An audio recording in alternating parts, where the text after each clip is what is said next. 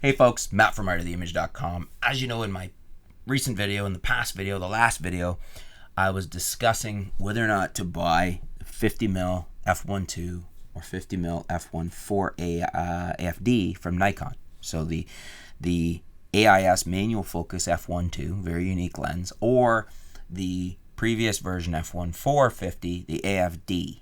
And I was trying to decide, is the speed and the uniqueness of the f1.2 worth the price and losing the autofocus over the f1.4 at a very good price and having the autofocus ability on the bodies that support that, like the 7000 series and up. So I'm trying to decide that, and I was looking forward to your feedback and just to flush through there. I am leaning towards the f1.2, but I still want to know what you guys think. So if you haven't contributed your opinion, go back to that past video and put it in the comments below. I'd love to know what you think on that. But the flip side of that is which body to shoot with here.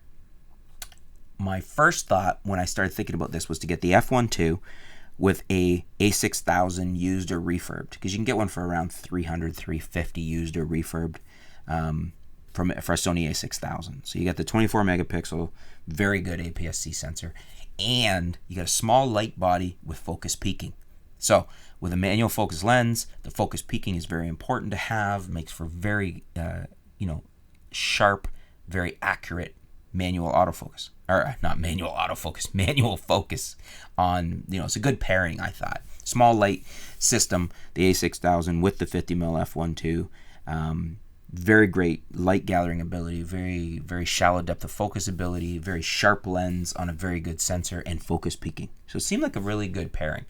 And then I thought, well, if I get a D7100, I can pick one of those up for very reasonable price, used or refurbed, probably $400 to $500 there on the sales that are coming for the holiday season. And I can use the rangefinder option in there for focusing, although it's not quite as accurate as focus peaking.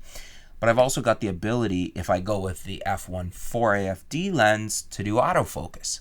So I'm trying to decide which body to go with there. And then not only that, not only the autofocus ability, but then if I do get the 7100, I have the ability to use all the Nikon lenses, and the 7100 is a very capable camera. I could very easily shoot that professionally for anything I want to shoot.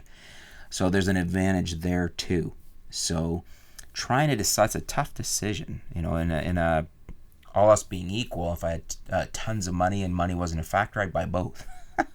Well, if money wasn't a factor, I'd probably just buy the D500 and the new AFS with it.